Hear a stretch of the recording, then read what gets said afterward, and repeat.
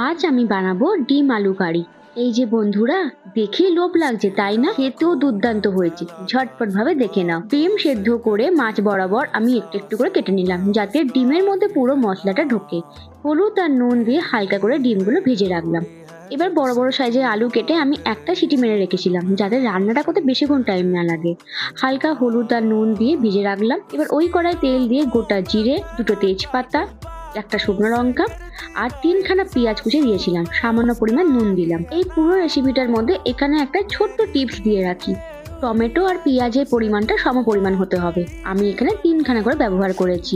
আদা রসুন বাটা, একটু কাঁচা লঙ্কা বাটা, তার সাথে মশলা ঘরে যা যা তোমাদের আছে। আলু ডিম দিয়ে পরিমাণ মতো নুন দিয়ে দিলাম, আর দিলাম মটরশুঁটি। মটরশুঁটি দেওয়া শীতকাল আসছে, সবসময় ঘরে থাকবে। দুটো কাঁচা লঙ্কা টুকরো দিয়ে দিলাম। গরম জল দিয়ে ভালোভাবে ফুটে কসুরি মেথি গরম মশলা দিয়ে নামিয়ে দিলাম। এবার ঝটপট ভাবে বাড়িতে তোমরা বানিয়ে ফেলো।